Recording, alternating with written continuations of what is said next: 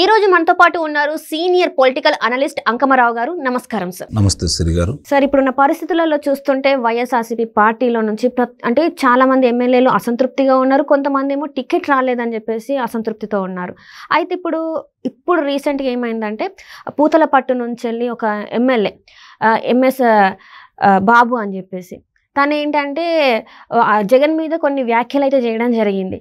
అసలు ఏమై ఉంటుంది సార్? ఇప్పుడు మీరు ఉదాహరించారు, అసంతృప్తి అనేది ఎక్కువ శాతం మందికి ఉంది. చాలామంది ఏమనుకుంటున్నారంటే తిరిగి మళ్ళీ వారికి పోటీ చేసే అవకాశం ఇవ్వలేదని చెప్పని కోపంగా ఉన్నారు అని చెప్పి అనుకుంటున్నారు. లేదండి, పైకి కనిపిస్తుంది, అది చాలా సంతోషపడుతున్నారు. క్షేత్రస్థాయిలో పరిస్థితులు వాళ్ళకి అర్థమైనాయి. కాకపోతే ఏంటంటే రేపు పొద్దున వాళ్ళు ఒక నాయకులు కాబట్టి 5 సంవత్సరాలు శాసనసభ్యులుగా ఉన్నారు కాబట్టి మరి ఇట్లా అంటే అధినాయకుడు చెప్పంలో తలకాయ ఉంచుకొని వెళ్తే నిజంగా తప్పు చేసామనే అభిప్రాయం వాళ్ళకు కూడా ఉంటుందన్న ఉద్దేశంతో వాళ్ళ బాధను ఎటు పోటీ చేసే అవకాశం ఎటు లేదు, ఉండదేదో వ్యక్తం చేస్తున్నారు.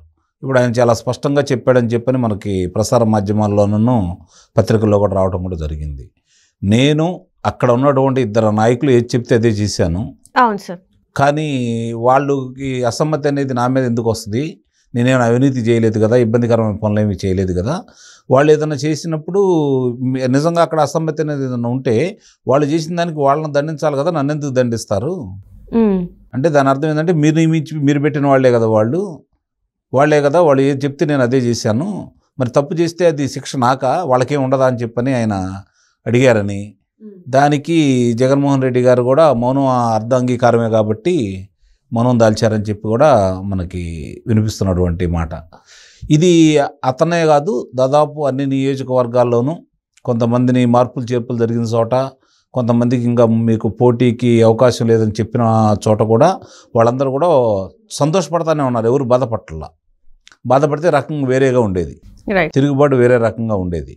కానీ వాళ్ళు కూడా సంతోషపడతానే ఉన్నారు. పోటీకి దూరంగా ఉంచినందుకు వాళ్ళు ఏం పోటీ చేయాలన్న ఆసక్తి అయితే చాలామంది వరకు లేదు. కొంతమంది ఇంకా కరుడు కట్టిన వాళ్ళకి ఏదన్నా ఉన్నా కూడా క్షేత్రస్థాయిలోనూ ప్రజలతోటి మమేకమై ఉన్నటువంటి శాసనసభ్యులు ఎవరికి కూడా ఎట్టి పరిస్థితుల్లో కూడా తిరిగి పోటీ చేయాలనే ఆలోచన మాత్రం లేదు. అది వాళ్ళకి స్పష్టంగా అర్థమైపోయింది. ప్రజల యొక్క అభిప్రాయం ఏంటి, ప్రజలు ఏ విధంగా ఆలోచిస్తున్నారు, ఎంత తిరుగుబాటు తత్వంతో ప్రజలు ఉన్నారు, ఇప్పుడున్నటువంటి మన మీద అధినాయకుడి మీద ఎంత కోపంతో ఉన్నారు, చేసిన తప్పులన్నీ అధినాయకుడు చేసి ఈరోజు ఓటమి నిశ్చయమైన తర్వాత అది శాసనసభ్యులు మారిస్తే ఓటమి తప్పించుకోవాలని చూస్తున్నారు. కానీ శాసనసభ్యులు మారిస్తే ఇంకా ఎక్కువగా నష్టపోతాడు అనే అభిప్రాయం ప్రజల్లోనూ ఉంది, అలాగే శాసనసభ్యుల్లోనూ ఉంది. ఇప్పుడు శాసనసభ్యులు కూడా ఏం ఆశిస్తున్నారంటే పానీలే, మనం లేకపోయినా పర్లేదు, రాష్ట్రం బాగుపడిద్ది కదా, ఎట్టి బస్సులో మళ్ళీ ఈ పార్టీ రాకూడదని వాళ్ళు కూడా కోరుకుంటున్నారు. ఇందాక మీరు చెప్పినట్టు సార్, జగన్ చెప్పింది ఇంకా ఎవరైతే పార్టీ పెద్దలు ఉన్నారో వాళ్ళు చెప్పినట్టే చేశానని కూడా తను అనడం జరిగింది.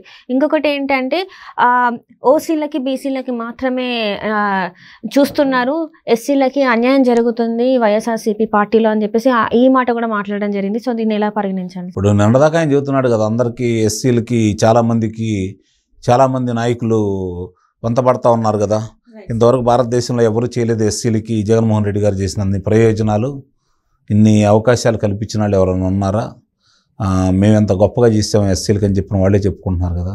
మరి శాసనసభ్యుడు అంత బాధపడుతున్నారంటే మరి నిజంగా ఇదే శాసనసభ్యుడు ఎస్సీలకు సంబంధించి మరి డాక్టర్ సుధాకర్ గారిని మరి విశాఖపట్నంలో ఓ పిచ్చాడిగా చిత్రీకరించి ఆయన చంపినప్పుడు ఆయన ఎస్సీ కాదా అంటే, ఈ శాసనసభ్యుడిగా ఈయన తీస్తే పక్క తప్పిస్తేనే ఎస్సీ అవుతారు ఆయన అంటే, చనిపోయిన ఆయన ఎస్సీ కాదా? అలాగే అనంతబాబు ఎమ్మెల్సీకి సంబంధించిన ఆయన డ్రైవర్ని చంపి ఇంటి ముందు తీసుకెళ్ళి పడేసినప్పుడు ఆ చచ్చిపోయిన సుబ్రహ్మణ్యం గారు ఎస్సీ కారా? ఇలా వరుసనే చూసుకుంటా ఉంటే కనీసం ఎస్సీల మీద ఇన్ని దాడులు జరుగుతూ ఉన్నాయి, ఎంత అరాచకం జరుగుతూ ఉంది. ఎస్సీల మీదే కేసులను పెట్టేసి వాళ్ళ మీదే ఎస్సీ అట్రాసిటీ కేసులు పెట్టి వాళ్ళని ఎంత ఇబ్బందులు పెడుతున్నారో చూస్తూనే ఉన్నారు కదా. మరి ఆ రోజు మాట్లాడలేదు కదా వీళ్ళు. అంటే ఇప్పుడు కేవలం టికెట్ రాలేదన్న ఇదితోనే అక్కస్తోనే మాట్లాడుతున్నారు. అన్యాయం జరిగినప్పుడు, ప్రజలకు అన్యాయం జరిగినప్పుడు మాత్రం ఎక్కడ ఇలాంటి మాటలు అయితే రాలేదంటారు. ఎంతో కొంత ఈ విధంగా ధిక్కార స్వరంను అధినాయకుడు తప్పు చేస్తున్నాడని వినిపించడం మాత్రం ప్రజాస్వామ్యంలో మంచిదే. అది అధినాయకులు మార్చుకుంటే వాళ్ళ భవిష్యత్తు వాళ్ళకే బాగుంటుంది. ఇప్పుడు శాసనసభ్యుడిగా మరి ఇన్నాళ్ళు నేను అన్నట్టు కొన్ని కొన్ని ప్రశ్నలు అంతకుముందు ఆయన లేవనెత్తకపోవటం, మరి ఎస్సీలకు సంబంధించి అన్యాయం జరుగుతుందనేది వాస్తవమే కదా. 27 ఎస్సీలకు ఇచ్చినటువంటి పథకాలను రద్దు చేయడం కూడా జరిగింది కదా. బెస్ట్ అవైలబుల్ స్కూల్స్లో ప్రవేశం మరి వాళ్ళకి ఇవ్వాల్సినటువంటి ప్రోత్సాహాలు ఇవ్వకుండా కూడా చేశారు కదా. మరి అలాగే విదేశాల్లో చదువుకునే విద్యార్థులకు కూడా వాళ్ళకి ఇవ్వాల్సినటువంటి రాయితీలు ఇవ్వలేదు కదా. 10 లక్షల నుంచి 15 లక్షలు చేసింది తెలుగుదేశం ప్రభుత్వం. అలాంటి అవకాశాలు కల్పించలేదు కదా. విద్యాదీవెన కానుక, విదేశీ విద్యాదీవెన కానుకని అంబేద్కర్ గారి పేరు మీద దాన్ని తన పేరు మీదకు మార్చుకున్నాడు. కానీ మార్చుకున్న వాళ్ళకన్నా న్యాయం చేశారంటే అది కూడా జరగట్లేదు కదా. ఇవన్నీ ఎస్సీలు జరుగుతున్న అన్యాయమే కదా. ఇప్పుడు వాళ్ళ కాళ్ళ మీద వాళ్ళు నిలబడే విధంగా, వాళ్ళు పరిశ్రమలకు, వాళ్ళకి చేతివృత్తులకు సంబంధించి వాళ్ళ పరిశ్రమలను ప్రోత్సహించే విధంగా జగన్మోహన్ రెడ్డి గారు కానీ, ప్రభుత్వం కానీ, పార్టీలో ఉన్నటువంటి మంత్రులు కానీ, పెద్దలు కానీ ఎలాంటి చర్యలు తీసుకోలేదు కదా. కాబట్టి వాళ్ళకి ఎంత అన్యాయం జరుగుతుందో వాళ్ళకి తెలుసు. తెలిసినా కూడా మౌనంగా ఉన్నారు అంటే మరి జగన్మోహన్ రెడ్డి గారి మీద ప్రేమ కావచ్చు, పానీలే మా ఎస్సీలు అందరి తరపున నేను ఒక్కనే ప్రతినిధిగా ఉన్నాను కదా, వాళ్ళకి అన్యాయం జరిగితే ఉండాలి, నాకు న్యాయం జరిగిందని భావించుండొచ్చుగా.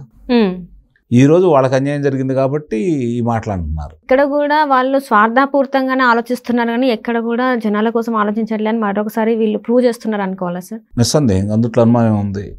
ఇప్పుడు అన్యాయం జరిగినప్పుడే కనుక ప్రశ్నించి ఉండటైతే ఏంటి ఇలా జరుగుతుంది, ఎందుకు ఇలా జరగాలండి, మనం అందరం ఇప్పుడు మీరు మాట్లాడితే నా ఎస్సీలు, నా బీసీలు, నా ముస్లింలు అని మీరు చెప్తున్నారు కదా.